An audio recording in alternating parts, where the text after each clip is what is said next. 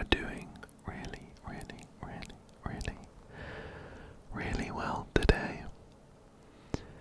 I thought that we could just chill out together with some Honkai Star Rail. Usually for the past couple of Honkai videos, I have recorded the gameplay and the voiceover separately. It's fun, and I like being able to do the mic brushing, which I don't always get to do because my hands are usually on the keyboard and mouse to play the games. But I think it's also nice sometimes to have a bit less structure. I think it kind of suits a chill out session a bit more, so I am talking to you at the same time as I am playing today. Let me know which one you prefer. Anyway, I need to do my weekly Divergent Universe run, which shouldn't take too long. And the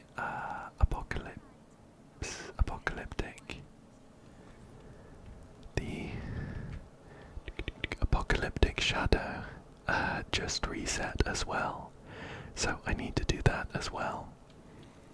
I've got a laundry list of things that I want to get done today. And also it is the first of the month as I am recording, so the pulls in the Embers exchange have just reset, so I'm gonna grab those.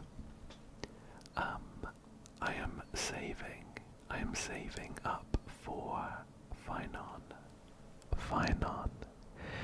who looks incredible based on what I've seen, and I want to save up as many pulls as possible, so we won't be doing any limited pulls today, but we have 5 of these normal ones, so why don't we go ahead and see if we get anything good. Honestly, I don't really keep track of where I am on the pity for the standard banner, unless it's been like months and I feel like I haven't got a 5-star in ages. Then I'll check my pull history, but 5 pulls thrown in and 5 random light cones. So unfortunately nothing good there, but it's always good to pick up those monthly ones if you don't. So why don't we start off by heading over to the Apocalyptic Shadow and we can see what the deal is. I haven't looked at it yet. Usually, of course, the endgame modes are geared towards the characters that have recently released. So, I'm hoping Anaxa might be good here. Of course, Hyacine is on banner at the moment. I don't have her. I like to throw like a 10 pull in to banners that come up just in case I get super lucky. So I threw my 10 pulls here and unfortunately didn't get anything, so we won't be pulling for Hyacine now. Let's take a look at the Apocalyptic Shadow. Cutting Mistral. I think Ruinous Embers. When an enemy steadfast safeguard is weakness broken. Dispels control states for all allies. Recovers their skill points and activates their ultimates. Increases all allies' HP restored by 50%. That seems pretty generic. A good buff, of course, but not really geared towards anyone. I guess as long as we can break their weakness. And on the first half we have Cocolia from Belabog, and we have Kafka on the second half. They've both got very, very good names. Cocolia and Kafka. Cocolia and Kafka, that's nice. Just like with the other endgame modes, there's a bit of a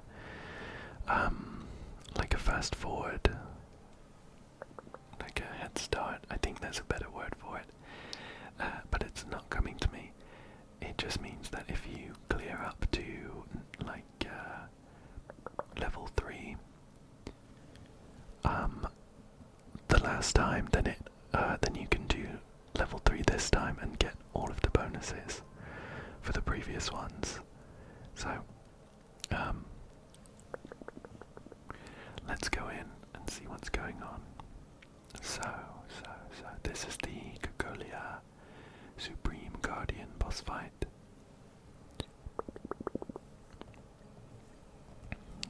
She is weak to fire, lightning, wind, and quantum. We have a couple of boss traits as well. Steadfast Safeguard. Boss Mirage takes 50% less damage after weakness is broken and action gets additionally delayed. Additionally, increases damage taken by 100%. Battlefield transfer. I started reading Jabard here. Jabard will join the battle and provide protection for Boss Mirage. Boss Mirage will transfer its own weaknesses down to some are defeated. Transfers the weakness type to the target. The weakness type returns to the unit after the target is defeated, and additionally reduces toughness. Cool. And then Nowhere to Escape, which had a new symbol on it. Boss Mirage's summon will mark one target. After Boss Mirage uses a single target ability, it will deliver a follow-up usage. On the marked target, follow-up usage. After using a single target ability, the unit will reselect the target and use the ability again. Okay, fine. To be honest, I think these are all standard for the Cocolia boss fight in Apocalyptic Shadow, so I don't think there's anything new there.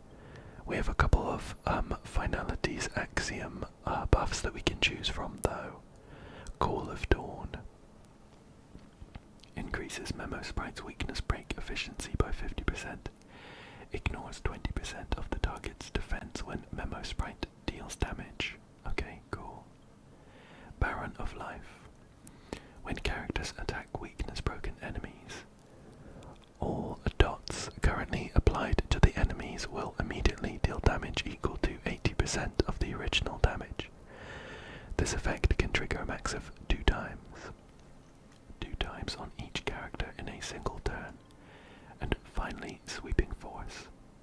Increases the crit damage of ultimate damage dealt by 30%, with an additional increase of 30% against enemy targets that are weakness broken. Cool. Cool. We'll get to pick those when we put our teams in, so we'll discuss them then. Next up we have Kafka. Yeah, I'm pretty sure this is all standard. I won't read through this then, but we have a couple of different finalities axiom here. Axioms. Crimson Tide increases physical damage dealt by all allies by 50%. When a unit uses a skill, restores 20% of that unit's HP. We have Turn of Luck. Follow-up attack damage dealt by characters ignores 15% of the enemy target's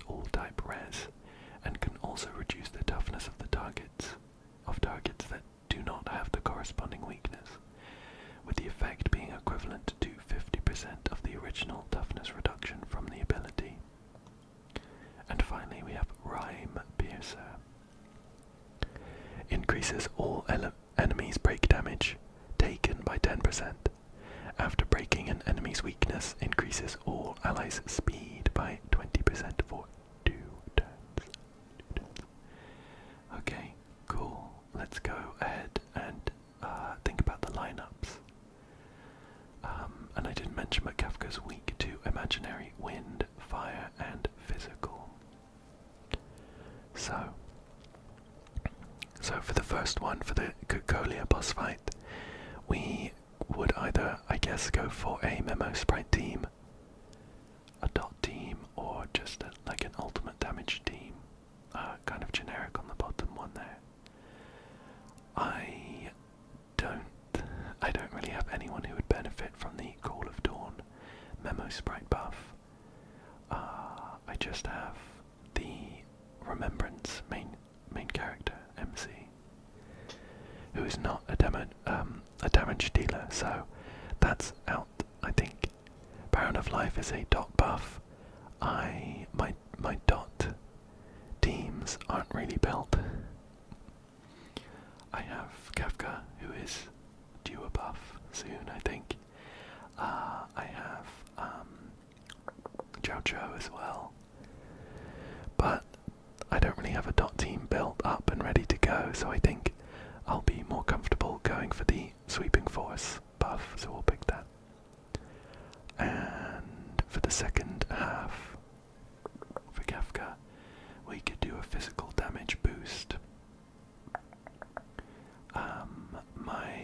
My premier physical damage dealer is Argenti, who is not the strongest, so I think maybe we won't do that. I have Boot Hill. I guess Yun Li could also benefit from that. But I also have Boot Hill, who would, I guess, get a lot more benefit from the Rhyme Piercer. But follow-up attack damage. I think I could choose any of these. The top weakness there is imaginary, so I could try out a Doctor Ratio follow-up attack team. I think that could be fun. Yeah, why don't we do that? We'll do Doctor Ratio. Aventurine, of course. They should never be separated. I think Jojo could be good here as well. He puts a bunch of debuffs on. I have his signature Lycone. We can take a look at builds and stuff in a second. And then we have Aventurine for sustain and for some debuffs. So, I mean, I guess Topaz. Topaz is also perfect for follow-up debuff teams. So that looks good to me. Make sure we pick that. And for the first team, we're just going for like a generic alt build, so Anaxa seems like a great choice here. So we have Anaxa. That Quantum is kind of tempting me slightly to maybe pick Jade as well, but that would put Anaxa on like a sub DPS. A sub DPS role rather than hyper carry. Maybe that would be for the best, but why don't we just try and access the hyper carry for now? And we'll do Robin and Sunday are great with him, and then we'll need a sustain. Fu Xuan could be a good choice. There's a quantum weakness right at the top, so most of the enemies here, if not all of them, are going to be weak to quantum. So we just get a bit of extra help from Fu Xuan there. Yeah, why don't we try that? And we'll take a quick look through some builds. A lot of these are going to be pretty much the same as in my last Memory of Chaos video, but we'll take a look through. So here's my Anaxa. He does of course get a load of buffs when combat combat starts. But he's got almost 3000 attack, 139 speed, which is tuned to work well with Sunday. And then we have 77.8% crit rate and 90.1% crit damage. And of course wind damage boost there. I have his signature light cone. And I have him on a 4-piece Eagle of Twilight line with 2-piece Rutilant Arena. And no Eidolons there. Robin, loads of attack for the buff that she gives everyone during her ultimate. Otherwise, that's kind of the main thing. Lots of attack, some energy regen there, and then some like tanky stats in case she gets hit. I have her on this is an event like going from a while ago for Tomorrow's Journey. It's Super Imposition 5. But yeah, it's an event like going, so that's where that all came from. And I have her on 2-piece Prisoner in Deep Confinement and 2-piece Musketeer of Wild Wheat for the attack boost, and Sprightly Von Whack to make sure that she goes first, and then she can put her buff on everyone. No Eidolons there. Here's my Sunday. He's got 137 speed, so that he goes just after Alexa and boosts him back up. He gives everyone a buff, or he gives the person that you boost a crit damage buff based on his own crit damage, so he's got a lot of that, 203.9%. He's got some energy regen there as well, to make sure that his ult is up as much as possible. I have his signature light cone, and I have him on a 4-piece Sacerdosis Relived Ordeal. Don't know if I've ever read that out loud before, that was difficult. And 2-piece Lushaka, the Sunken Seas, to boost the attack of Anaxa even more. And I actually have him at E2, which I'm very happy about. And finally Fu Xuan here.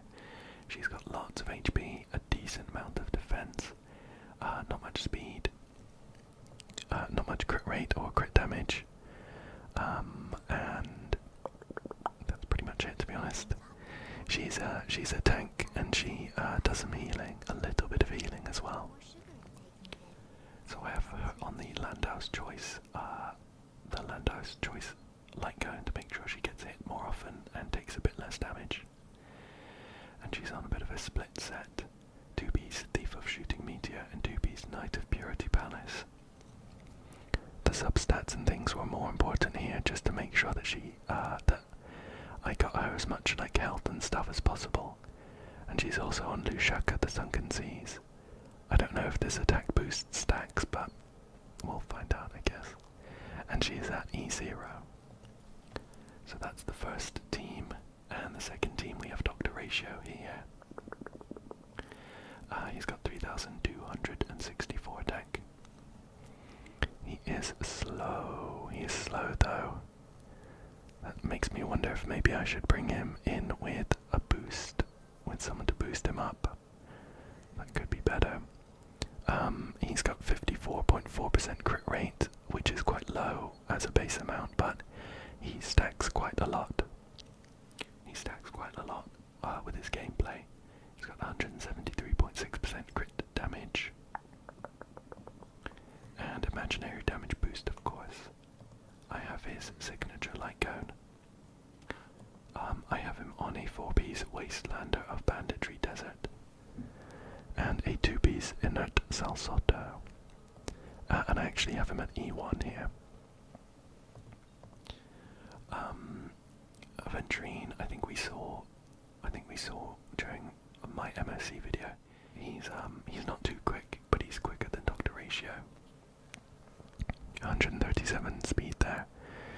He's got like a decent crit ratio, because he gets a load of crit rate from one of his traces. So that'll be a lot better when we get into a fight. Otherwise, yeah, the defense is the main bit. We also have quite a lot of imaginary damage boost, so for a preservation sustain shielder, he does does a decent amount of damage.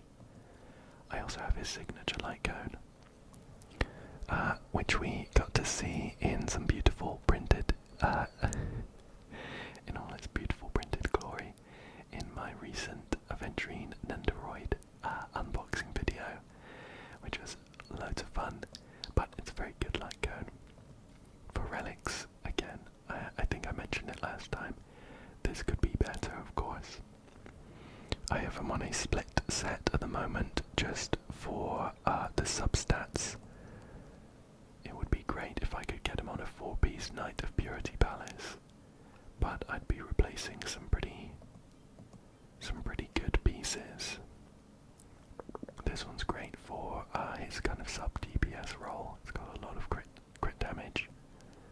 I guess we could check if there's anything that could be good. We'd be missing out on 4.3% defense. It could be good though. Do I have any others? Some that I haven't leveled. That's defense and crit damage. Speed. I'd like all three if I could. Okay, nothing there. Why don't we level this one up a bit? See where we get to. Crit damage. More crit damage. Whoa. HP. Not too bothered about that, but this could be landing. Okay, cool. Shall we check how much we'd lose in defense?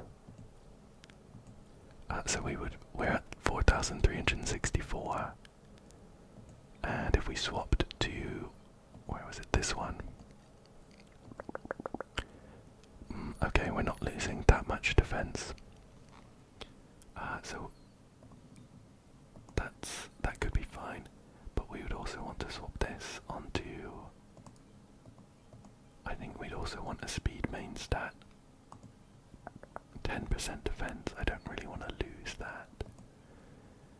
So if we could get a speed main stat, let's put some filters on. Speed. And I definitely want the defense percentage. Let's see what we've got. Run May. Yikes. Not much going on there. I only have these boots anyway. Those are my only ones with speed. Oh no, I forgot to take that off, my bad.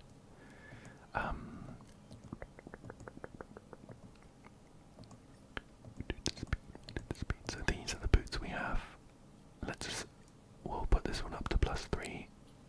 We would love to see defense percentage as the final stat here.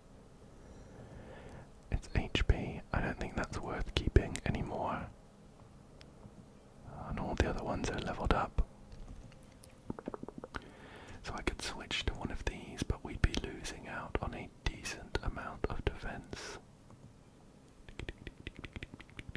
So we were at 4,300 if I took Firefly's boots. We're down to 4,171. There's a cap. There's a limit. A limit you want to reach. At least for every 1,000 of Aventurine's defense that exceeds 1,600, increases his own crit rate by 2% up to a maximum increase of 48%. So that would be 24 lots of the 100. That's 2,400 added on to this is 4,000. So 4,000 is the limit. We did reach that. We're a bit quicker, I think, and we have the benefit of the 4-piece set. Why don't we try this? And before I go any further, I think I might swap Jojo out with Bronya. So with Bronya now, she's pretty quick. She'll be responsible for boosting Doctor Ratio up. Yeah, I think this could work. She's got a good amount of HP to make sure that she's pretty tanky. Load of speed, of course. Some energy regen. I have her on this this is her, I guess, signature light cone. I had a load of copies from failed 50/50s. So I've got it at Super Imposition 3. It's only level 60, but we'd be getting stats, which we're not in dire need of, so I've not bothered leveling that up. And for relics, we're focusing on speed. We have 2-piece Sacerdot's relived ordeal, and 2-piece messenger traversing hyperspace, and sprightly Von Wack. So she's going to be going first. She's going to boost Doctor Ratio up, and we'll have to do a skill with no debuffs. Not ideal for the first round, but... And she is at E2, again, from failed 50/50s. Cool. And then for Topaz we have like a decent amount of speed, 149. Some pretty good crit ratio there, 64 and 127. Attacks a little low at 2,600. Otherwise we have fire damage boost. I have her on the cruising in the Stellar Sea light cone. This is the one that you can get from Herta's Emporium in the simulated universe. Super Imposition 5 there. And then for relics I have 4-piece Ash Blazing Grand Duke, which boosts follow-up attack damage, which is perfect. And then Inert Salsotto for the 2-piece relics, planar ornaments there. She's at E0. Well, why don't we give this a go? We can see how it works. I don't know if I'm gonna try super hard to clear everything today on the Apocalyptic Shadow. Depends how quickly we get through it. I just wanted it to be chill though, so we'll give this a go. The first team, of course, should be fine. We've seen this in the Memory of Chaos, and it did really well there. But I'm interested to see how the second team does. Do this. I think we'll lose that though. Oh no, we do get it. And jump straight into battle. So, Anaxa being Erudition will help here, because we'll be able to be hitting all of these, and of course his weakness implanting ability is perfect. It means that after a couple of rounds we won't need to worry about any weaknesses we're missing. Taking a lot of damage here. So we do have Robin's ult. I'm gonna use Sunday's ult.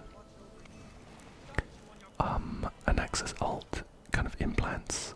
It gives them like a pseudo state where they have every weakness at once, which boosts Anaxa's own damage. So we definitely want to be using that before jumping them. Go ahead and just shoot that. Boom, boom, boom. Sunday will boost Anaxa back up. We'll do it again, and then we'll use Robin's ult. Perfect. Everyone gets turn boosted when we break Cocolia's weakness anyway. So what's the best order here? I guess I'll hit that. So Anaxa's gonna break this regardless. I'm just wondering if I should use his ult now or not. Yeah, why not? Yeah, okay, we'll do it now. We'll do it now. It's a bit difficult to tell sometimes whether it's kind of better to hold on to these ones. Oh, you know what, never mind, we didn't get turn boosted, but we do get our ults back, so that was the right decision. I'm gonna wait until it's not. See, this is my conundrum. Anaxa's ult boosts him in the turn order because I have him on Eagle of Twilight Line. But Sunday's gonna boost him up anyway, so it'll wasted this turn, and I don't want to be holding on to his ult. So I think we'll just do it for damage. I wonder if maybe there would be a better set I could have him on, considering I'm pretty much always running him with Sunday. I wonder. We should get some nice damage here though. Oh my goodness, look at that. Okay, maybe for the fourth stage won't be as difficult as I'm imagining. And Axa just melted through Cocolia and Jabard. Cocolia and Jabard. I think I'm going to wait for Anaxa to go before I do Phouxuan's ult. He might implant some quantum weaknesses on all of these ads. So we'll boost him up. Oh, of course, we have his ult, so he definitely will. We'll do that, and we'll use Phouxuan's ult as well. Oh my gosh, he just cleared all the ads anyway. Incredible, incredible. What an incredible, incredible man. He does do more damage when their weakness broken, so... Oh, he's gonna get like 3 guys in a row. It's crazy. We'll do that. Then he'll get his ult back up. We'll do it this way around. Yeah. First phase, not an issue. Not an issue. But, of course, the second phase was the one that I was curious about. Perfect. My doctor ratio is someone who I have not used in a while. I do really like him as a character, but I just haven't used him in a while. And I think his build could be quite a bit better. So I'm interested to see how this is going to work. I actually don't know if Topaz's technique is something that helps in combat, but we'll use it anyway. Do a couple gambles there, and we'll drop a statue and jump in.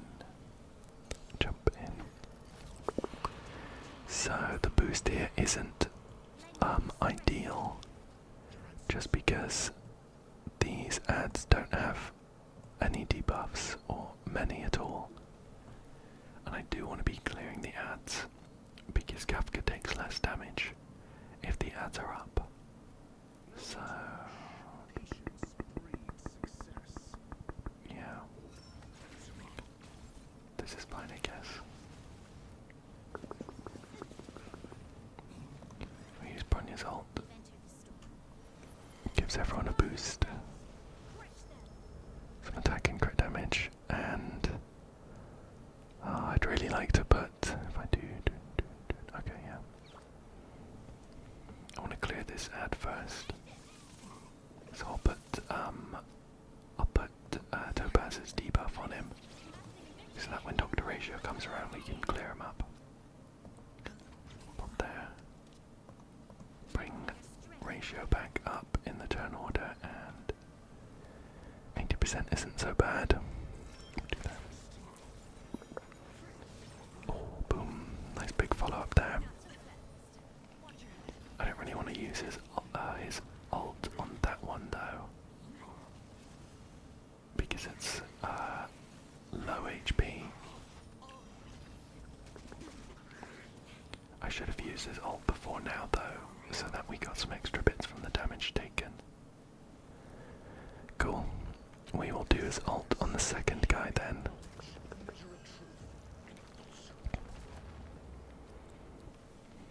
And I'm gonna hold on to Aventurine's ult to use on Kafka. So we'll just get some nice follow-ups. Big old hit there. And now we're just looking at Kafka. When this weakness, when she's weakness broken, we should get all of our ults back up, so that would be really nice.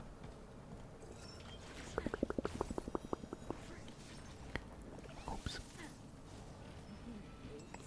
gonna check his crit rate, see where we're at. Yeah, 79.4%. Because he's a hunt character who does like single instances of high damage. I really want this to be as close to 100% as possible. So some work to be done there. Of course, if I ran him with Sunday, this would look better, but maybe I should have swapped an Axa. Maybe I should have swapped Sunday and Bronya around. We also don't have a skill point for this. And we lose out on the extra boost, the extra ult there.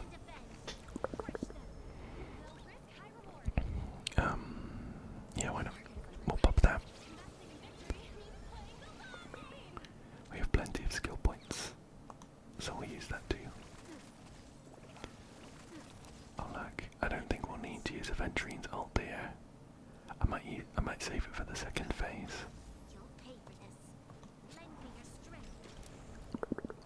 This should be a nice big hit. Yeah, not too bad, not too bad. We'll do that, and another hit from Numby. Yeah. Cool. Boom. So, second phase now. We have a couple more, ouch.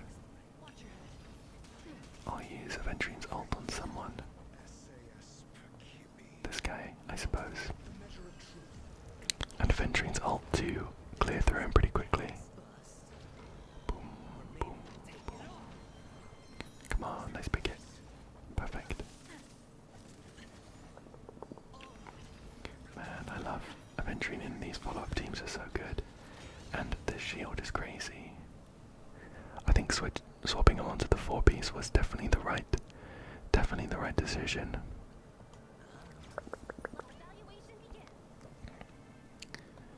Guess we'll swap onto that one. Ah, perfect, perfect. Went down just in time.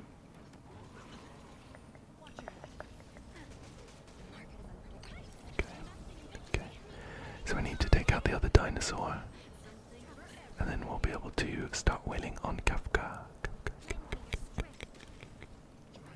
We'll do a nice boost with Bronya here.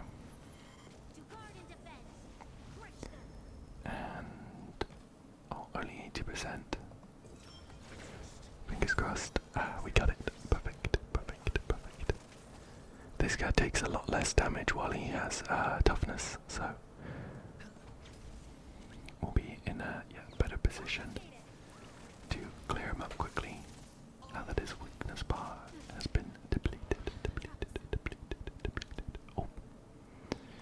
Let's see if we can take down Kafka quickly. This turn order is awkward, but we do get a damage boost after using Bronya's skill, so I'm going to do it anyway.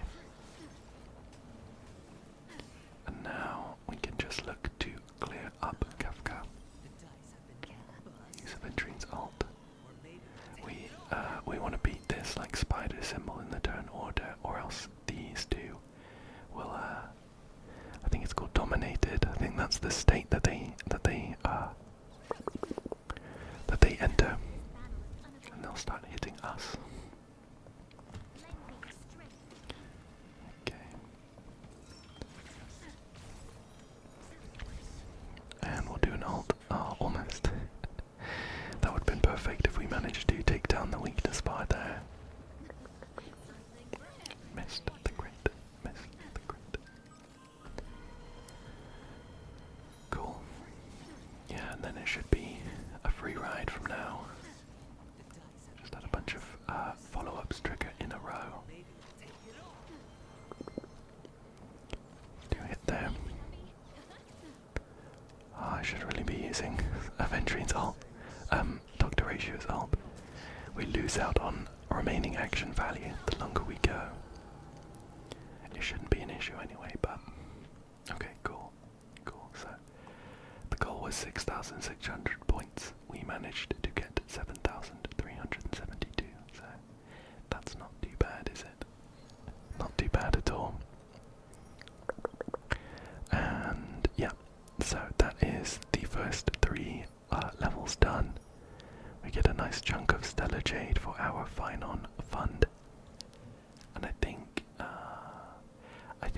won't. I think we will leave the 4th level for now. Because I'm looking at the time and I desperately need to do the weekly Divergent Universe. It is Sunday the 1st of June at the time of recording. The plan is to get this video out tomorrow, Monday the 2nd. I'm pretty sure we'll get it on time. But it means that I need to do the weekly Divergent Universe today, or else it will reset.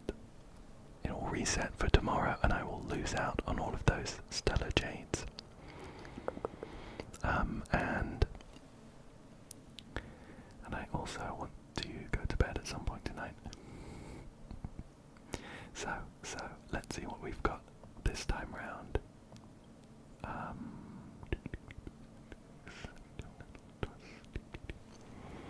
So the initial boon here is geared towards healing. The weighted curio is 4 memo sprites from the Path of Remembrance. I don't have many of those. And then the equations we start with are destruction and remembrance. And the final boss is the Pollux, Netherwing Husk, Fairy of Souls boss, who is weak to wind, quantum, and imaginary. Now let's see. I mean, I really want to take an Axa. Honestly, it just makes so many of these runs so easy, because he does a great amount of damage by himself, and he will implant weaknesses, so we don't really need to worry about gearing towards particular weaknesses. But the destruction and remembrance equations kind of make me want to bring Mighty, so I'm torn. Anaxa or Mighty. Anaxa or Mighty.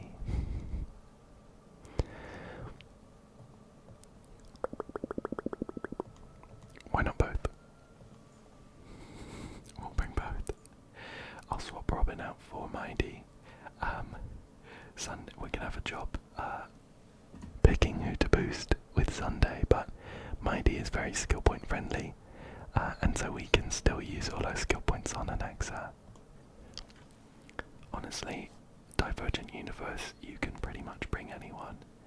All of the bits and pieces you get during the run just make anyone you bring incredibly cracked. So it's usually not an issue. This should be fine, We'll pick all those. We'll get some blessings of remembrance. We get 2 stacks of obsession. Let me see what obsession is. Honestly, remembrance is. I've only got the one. I've only got the one remembrance character. The remembrance main character. So remembrance is a path that I've not tread upon much. So we'll just we'll power through.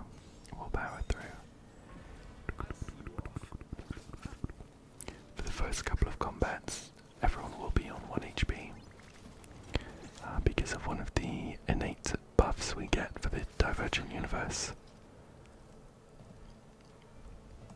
Why not? We'll still use Mighty's skill.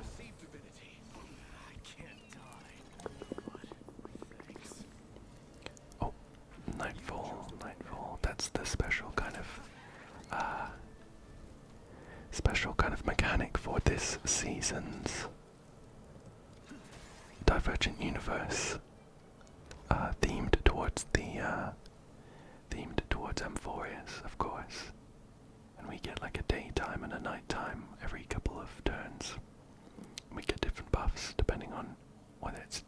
nighttime. Okay, so we have a follow-up attack 1. Crit damage for the ults. Weakness. Oh, I think this would be better. Harmony. After an ally target attacks a weakness broken enemy target, converts the toughness reduction of this attack into one instance of 50% super break damage. I think that would be really good. We'll take the max HP increase, it will boost Mighty's damage. Sure, we'll take Nova Burst. Really, no one should be dying, but it will complete one of our equations, so we'll grab that. So now all ally targets max HP increases by 40%. When entering battle or summoning Memo Sprite charges Blazar equal to 100%. Blazar, cool. The HP increase, of course, is going to be great for Mighty's damage. And this will be perfect. Crit rate buff for basic attack or skill. It should mean that Mighty and Anaxa are just critting all the time. The reward domain is usually pretty good. Like that. It's usually pretty good, so we'll go for that. Oh, it's an unknown one. It's an occurrence that I haven't seen before. Let's see. Escort mission. The Dromas let out a deep, contented burp. After swallowing the last chunk of red soil, a clear signal that the day's work is about to begin. As the most renowned Dromas handler in Hattusili, it falls upon you to assign tasks to these towering beasts. This year's been a season of abundance. The fields overflow with freshly harvested crops, stacked high and ready for transport. But just as the last sheaf is gathered, the distant call of the harbor reaches your ears. The overseas trade fleet has arrived, bringing timber and stone in need of urgent delivery. To transport crops from the farmland, or to transport materials from the port, you find yourself lost in thought. So, go transport food from the farms, we get 100 cosmic fragments, and 2 random curios of 1 to 3 star rarity. Go to the harbor to transport the materials, we get 3 random blessings of 1 to 3 star rarity. I want them all, obtain all rewards in the negative curio Beastmaster's Rain Wheel. That could be fun. Honestly, we do get some stellar jades from collecting a certain amount of curios. I think negative curios count, so I'm going to grab this one with the reasoning that hopefully the curio isn't too bad in itself, and it'll count towards our curio collection for the stellar jades. Let's go. Okay, so these are our 2 normal ones. We get a blessing of remembrance. Cool, that's perfect for our equations. Destructible objects will appear more frequently. Cool. 3 blessings, we get 2 follow-up ones. Unfortunately, we don't really do follow-up damage. And we have a harmony one, which is cool. Okay, this is the Beastmaster's Rain Wheel. After entering a domain, the number of available domains you can select next decreases by 1, up to a minimum of 1. This curio is destroyed after this effect triggers 3 times. Sure, so that just means we get fewer choices about where we go. Decisions. In the end, you settle on the hardest path of all. Both. The Dromas will haul crops during the day and transport materials at night. Your heart is harder than stone. Then don't be surprised when Georios delivers your punishment. Okay. Oh wow, another reward domain. It's my lucky day. Grab those technique points. Ideal success ratio. I hereby declare you are guilty. In the silent courtroom, the Intellitron judges 23 fractals surround you, with a ruler symbolizing discipline stabbed into the digital network underground, like a flattened pipe organ. It has been reported that the defendant's life success index stands at an impressive 99.9, in violation of regulations of Durrante's Star's Second Codex. This has grievously overdrawn this system's collective success quota, constituting an egregious invasion upon the resources of others. Thus, this court hereby sentences you to undergo standardized failure therapy until the balance between your success and failure index returns to the prescribed ratio. The judges raise their rulers and place them on your shoulders as heavy electronic hums reverberate throughout the confined space. Oh, we've got, is this any of your business? Reject the trial and take 300 of his cosmic fragments. I'm guilty. Obtain 1 absolute failure prescription and 400 cosmic fragments. Aeons, I didn't mean to succeed so hard. Obtain 2 absolute failure prescriptions and 1 3-star equation. I need some challenges. Obtain 3 absolute failure prescriptions and 1 3-star curio. Why not?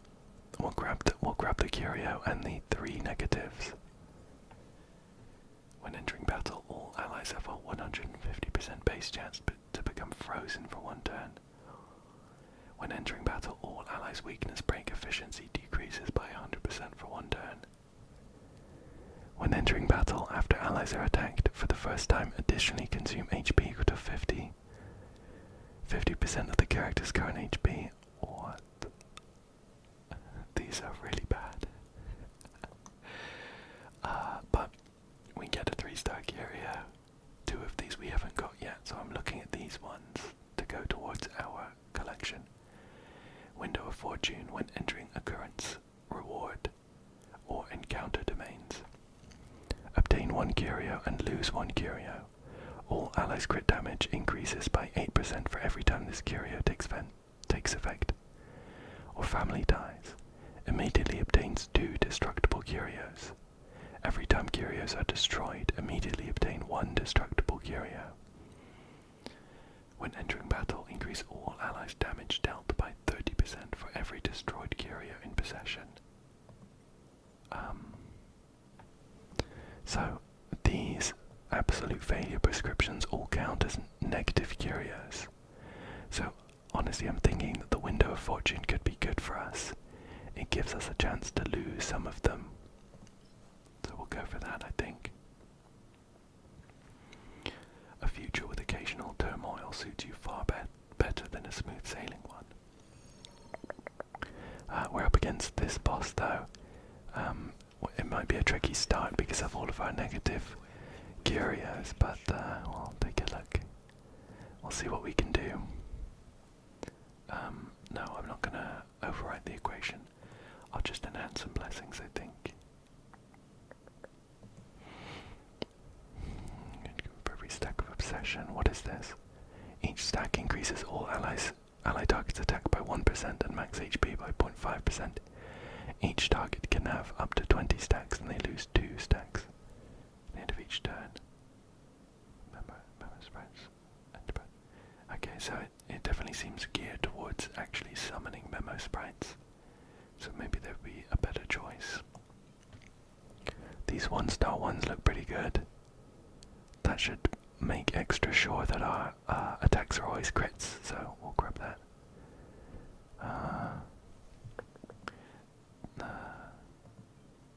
This one, I think, extra damage, extra super break damage. We'll take the extra max HP. Oh, this one's pretty good, just a straight up damage increase, and then we have one more. Oh no, we're all done. Okay, cool.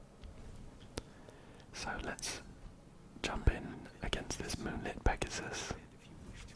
I'll use a couple of techniques here.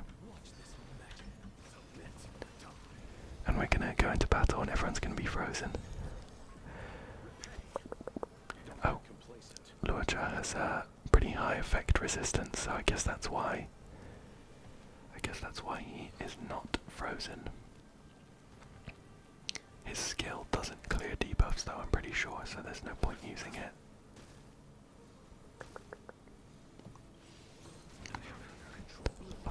Okay, and that looked like a lot of damage. I mean it was, but one of the absolute failure prescriptions means that the first hit we take does like 50% of our current HP.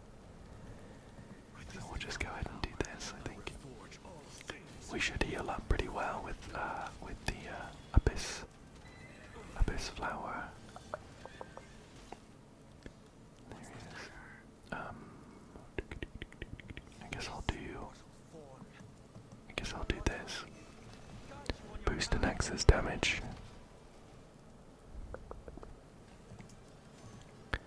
I don't know if I should be using Mighty's ult here, to be honest. Oh, that's fine, look at that. No issue, no issue. Even with all those negative curios, nothing can stop the powerhouse that is an Exa. Sure, we'll grab this. When any ally target is attacked, the damage taken is distributed among all allies.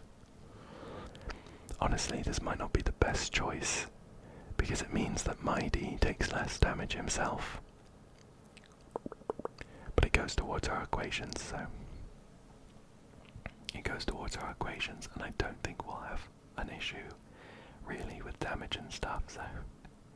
Not an issue. Sure, this Cumulus stake is the only one that benefits us, I think. This one's for ice, this one's for physical, this one's for destruction or nihility. So Mighty will get a bit of a benefit from it. And let me check that curio real quick. The one we picked up last. This one. When entering Occurrence, reward or encounter domains. So we don't get it from the combat, I guess. So we'll go into this Occurrence one. Fingers crossed we lose a bad curio. Oh, we get another golden boon. The boon.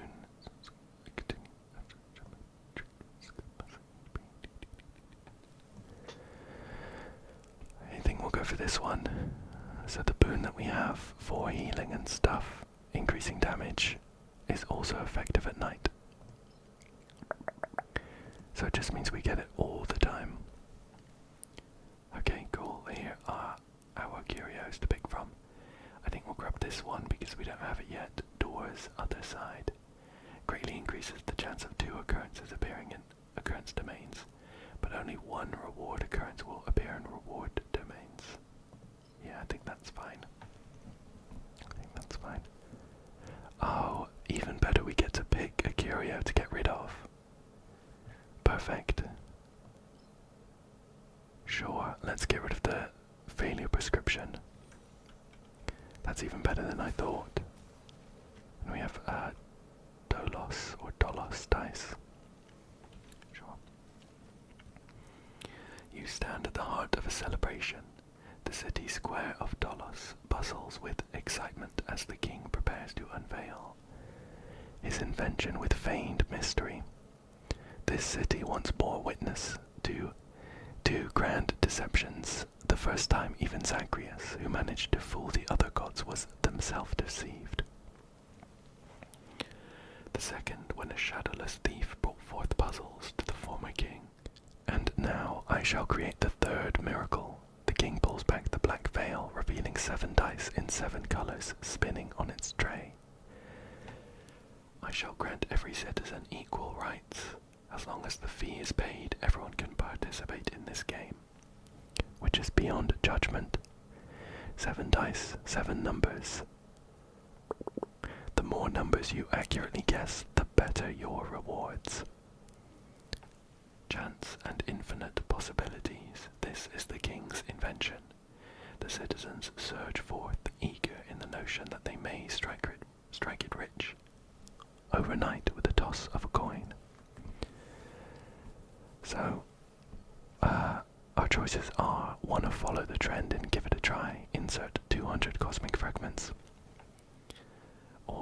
don't fall for this again. You have psychological trauma when it comes to lottery-type products. That's rich. But the Gacha demons are calling out to me. I'm gonna insert 200 cosmic fragments. Oh no.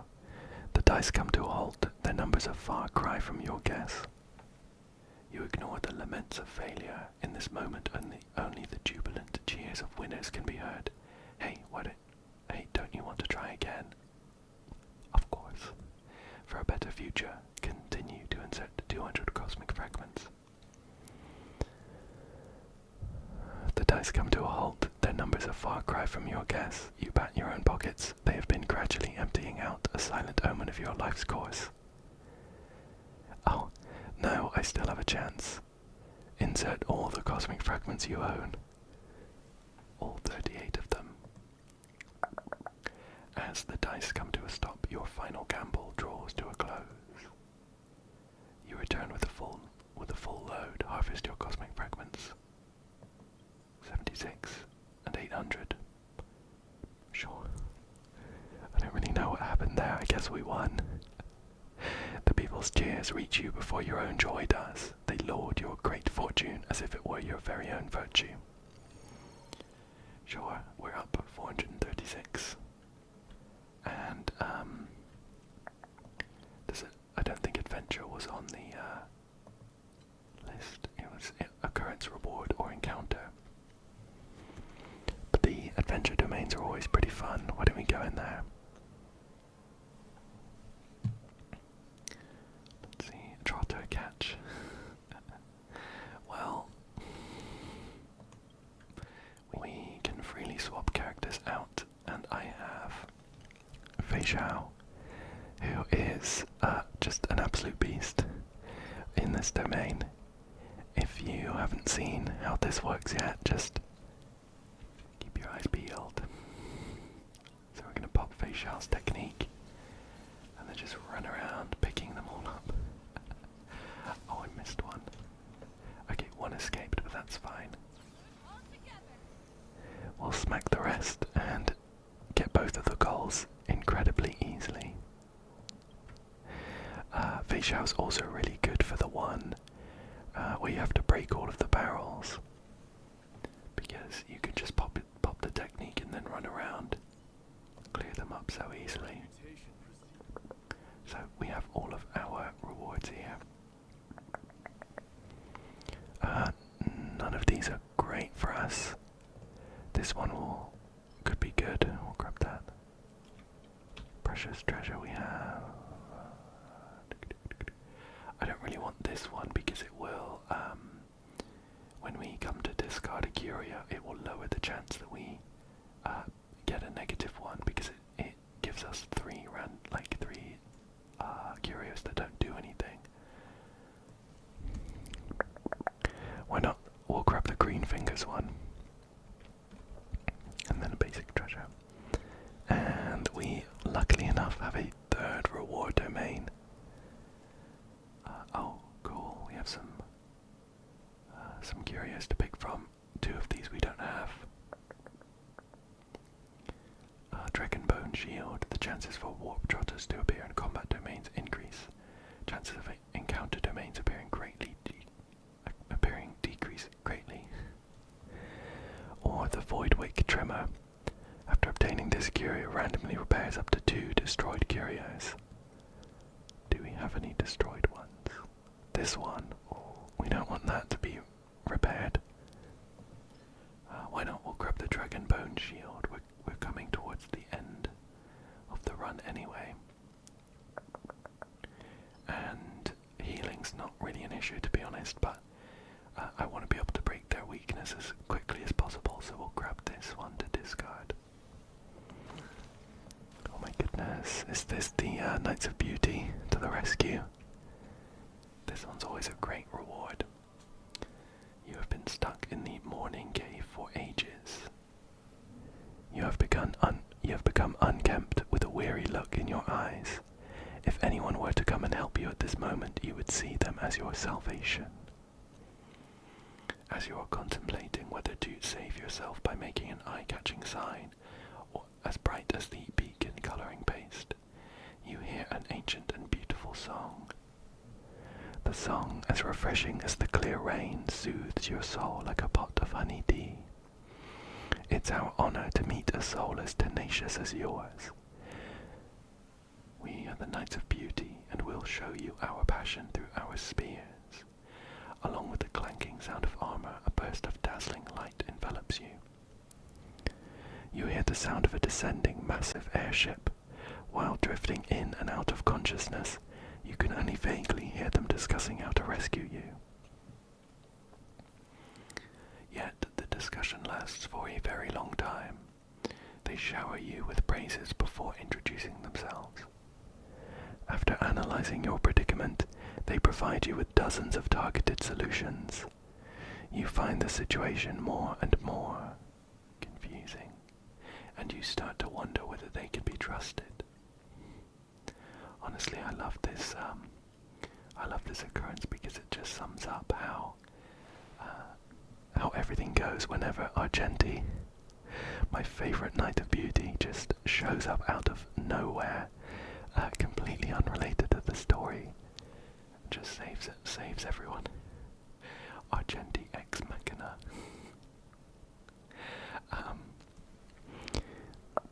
I would like to pick the Argenti one, but I don't think I've got this curio yet. Cavity system model from Galahad.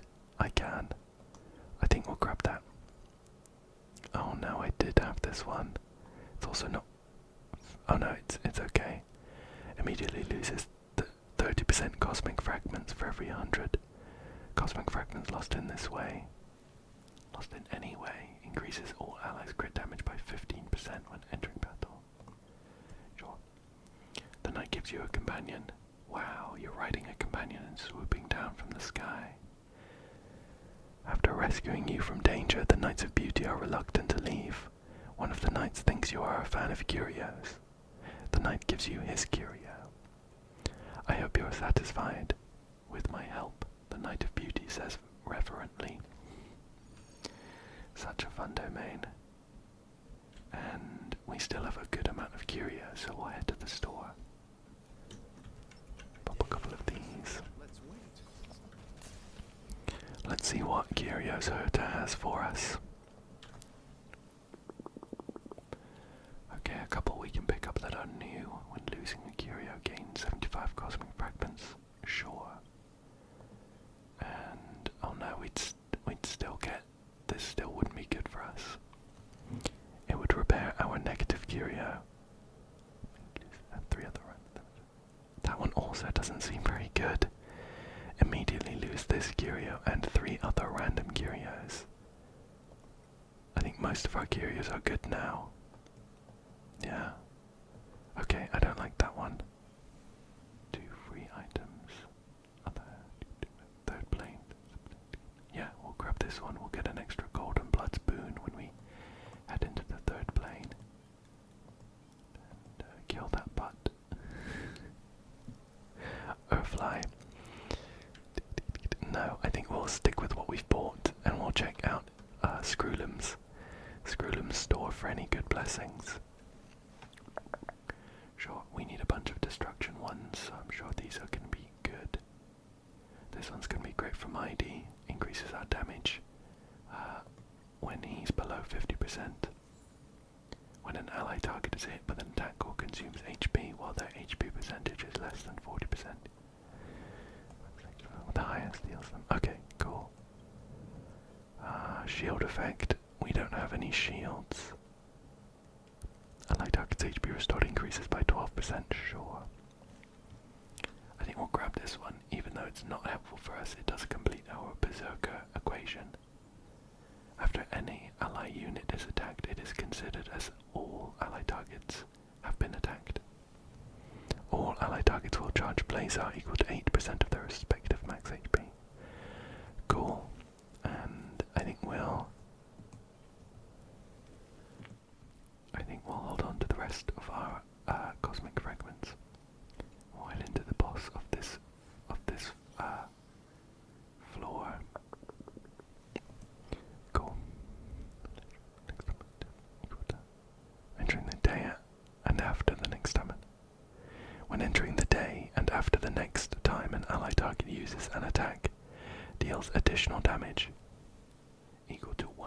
1000% of the target's max HP to the attacked target. I'll be honest, reading this, I don't understand what it means. Brief. When entering the day, ally target's next attack deals additional damage. Okay. So that's gonna be like the first hit then, I guess. Sure. I mean, 1000% is a big number. What's this? Altar of Fortune. I've not seen this before. Receive the Titan's benediction. Replace all equations and blessings with random equations and blessings. There is a higher chance that equations and blessings for the path of the hunt will appear. And obtain benediction shard strife. I mean, we don't have any hunt characters on this team, so this might not be the optimal choice, but I'm interested to see what will happen and what benediction shard strife is. Yeah, why not? So, those were the equations we just finished. What do we get now? We can lose all those. Okay. Fine. Any good ones? Sure. For every one total rarity level among currently possessed blessings and equations, ally target's damage dealt to elite enemies increases by 2.5%. Cool. Well, that's pretty cool. Do we have any expanded equations right now? No. We don't have any equations, but we do have some cool blessings, I guess. And we do some extra damage because of the benediction shard we just picked up. Oh, I might try and overwrite an equation. We get to pick. This one's nearly done. For every 9 stacks of critical boost obtained. Fires 10 random. Okay, yeah, we'll grab that. We haven't expanded it, of course. We need 2 nihility blessings. I wonder if we can get those. We'll overwrite some blessings. Energy, ultimate, crit damage, break damage. Yeah, we'll rewrite this one. And we're ideally looking for nihility. This one's pretty good though. We get 1 equation when a memo sprite disappears. Oh, we don't have any memo sprites, that is useless. The next, sure, we'll rewrite that one. Cool. There's 1 nihility blessing. Can we get another one? Of harmonized damage. Because what is break damage? Sure, we'll rewrite that one.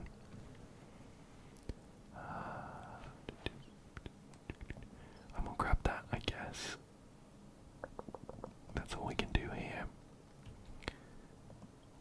It would have been nice to get another nihility blessing, but that is fine.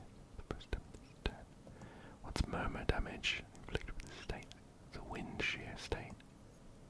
Sure, we'll buff that one.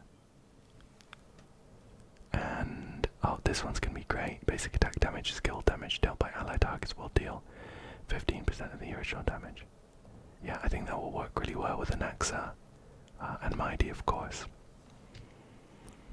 And let's jump in against this Howling Casket boss. I think our damage is going to be pretty good. I'm just going to pop an Axis ult here.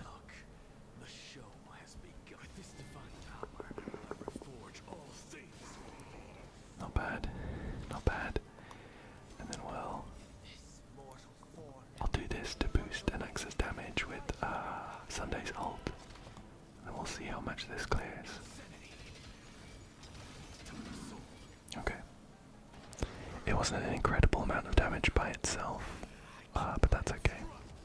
Mighty's coming up and he should be doing a nice big chunk. There you go. Cleared it up. Oh, perfect. We get to finish finish off our Nihility Blessing one. The dot. Yeah, okay. None of these are like great, of course. We don't have any Nihility Bless characters. It's late. We don't have any Nihility characters, but it gives us the blessing. The equation. Yeah, cool. Cool. So we don't have any preservation characters on our team, or physical, or fire. So we'll grab this one. It's equally as useless, actually. Okay, all of them don't really do anything for us. Let's check out this occurrence. So we get to pick a curio. Okay, cool, we'll get this one, and we drop one. So I really want to keep the bountiful rolling stone. And we're not getting in many battles, so I'm going to lose the green fingers one. Cool. And we get a boon. Very nice, very nice. Shield. Entering the day. The first character in the current team receives Dawn for 2 turns. Okay, so final damage, right? Oh, this. I'm going to grab this one. We don't have it, so we'll go towards the collection. And it's also Phainon in the picture, so we'll pick that because we all love Phainon. And we will pick the occurrence that I don't have. I think we get both of them actually. So we'll do this. In the breeding, this is Life Divergence 1. In the breeding records of the Caprists, you discover a statistical error. Creatures created in an environment with controlled temperatures show a deformity rate lower than its standard rates by 3% when their size expands. But you are fully aware that this is related to the current foundation of your research. Once this goes public, all existing academic progress will be destroyed. Oops. Not to mention that the one who made the erroneous entry is a prominent scholar of the Grove. You look at the tiny critters multiplying before you, conflicted over whether to correct the error in the breeding scheme. We can either ignore the mistakes, consume 50 cosmic fragments and gain 4 blessings required for equations. Chance of error is greatly increased. Or perform corrections.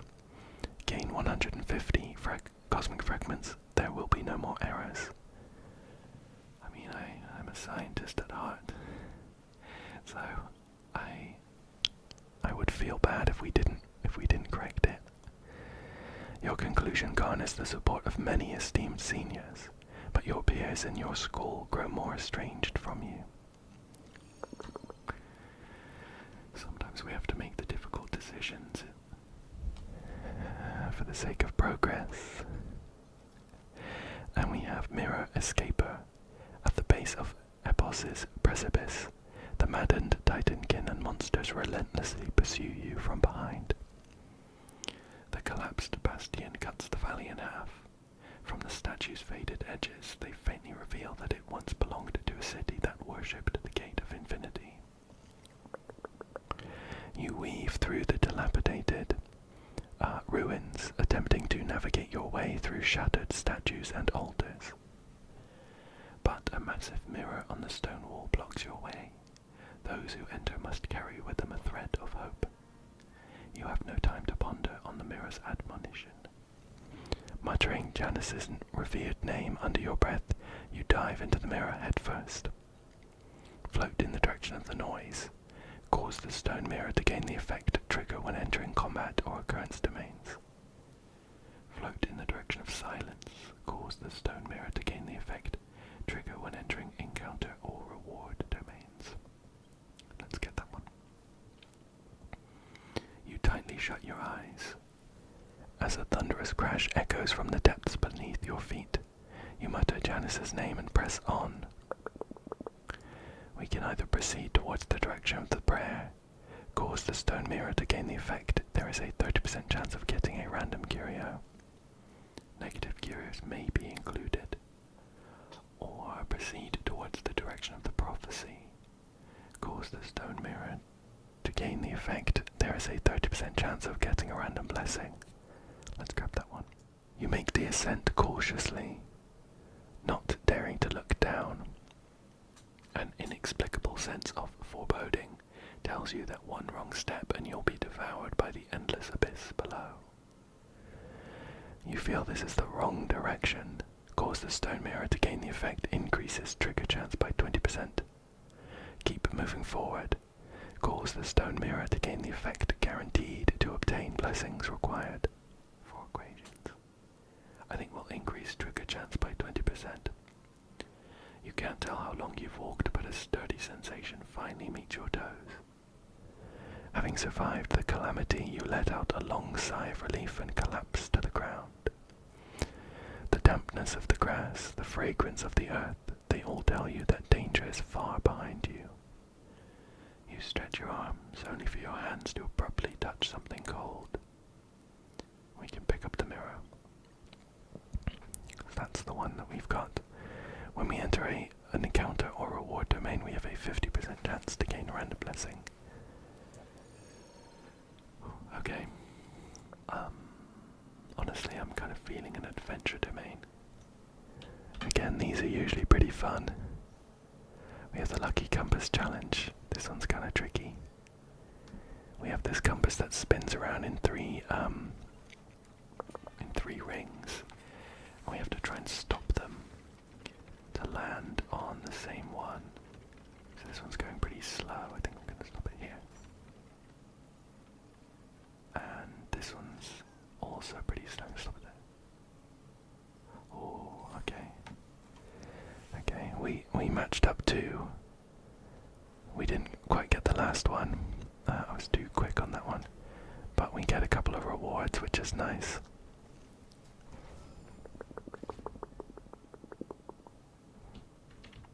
Okay. So we get a blessing. Sure, we'll grab this one. We'll do some more damage with this one, so that's nice. And we get some cosmic fragments. And we're finally at the respite domain. This is the final one before the final boss. Pop a couple of techniques. And we'll see what Screwlim has to sell to us.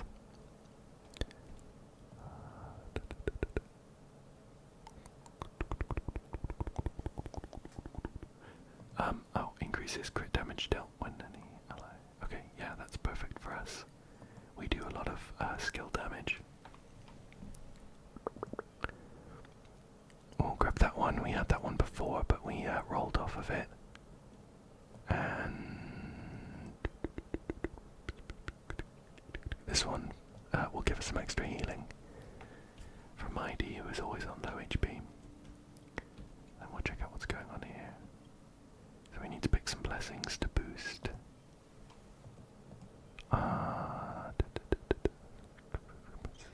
Sure, we'll grab that one. And we'll get that one too. Honestly, at this point, it doesn't really matter what we pick. I feel like our damage is going to be insane. So we'll just head on in. And we get a final golden boon. There he is. There he is, Phainon. I can't wait for him to come out.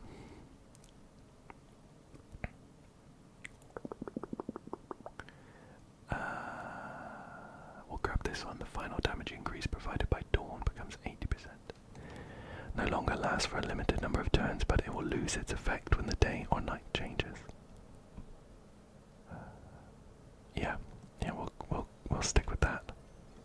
And here's Pollux, who we will be taking down shortly.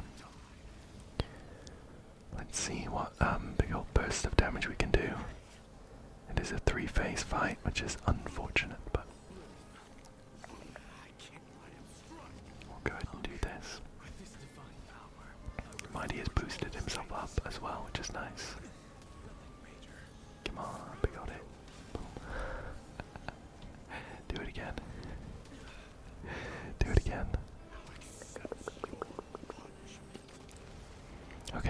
wasn't as big, but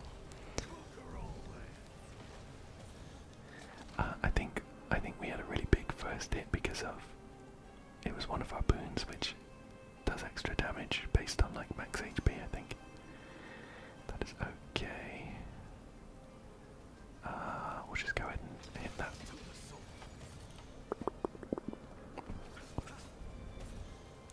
And yeah, we'll boost Mighty.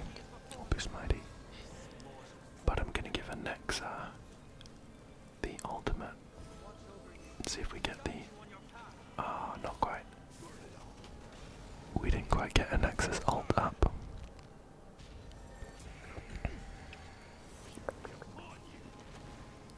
And we're into the final phase here. Oh, ouch. Couple of hits. That was pretty much auto for most of that. Mighty, of course, coming in clutch. And we managed to take down Bollocks. And that will bring us to the end of the Divergent Universe for this week. I don't think that the run was good enough to save. We kind of sabotaged ourselves a few times for the sake of picking up some new relics and things. So I won't save that, but we'll make sure to pick up our rewards. So a load of the weekly stuff there. And we get some bonuses from the collection. 30. Perfect. All of this is going towards the Phainon fund. 40 there. Stable computing array. Okay, cool. We'll pick up these. Some more. The Titan Odes. You can like read stories here. Honestly, I keep meaning to come back and read them all because I've not been following. So I'll skip them for now. But let me know if you're interested. I'd be happy to come back and like read through all of them, just in a nice long and whisper heavy video. As if this one isn't a long and whisper heavy video. And what that? Cool. So those are all of the weekly rewards. Let's just see where we are. I like to exchange everything so that I can see exactly how many. Oh, perfect, just 10, so 56. That's looking good. And we have one more standard pull. Nothing, unfortunately. Oh. Make that 57 with our extra jades there from the daily points. And I'll pick up this as well. Cool. Okay, well. I think that's about all the time I have today. But I really hope that you enjoyed the kind of chill one that we had today. Of course, I need to go back and finish the final stage of the Apocalyptic Shadow, which I will do soon. But I just wanted to keep it nice and relaxed today. So I hope you enjoyed that, and thank you so much for joining me. I also hope that you come back soon for another one.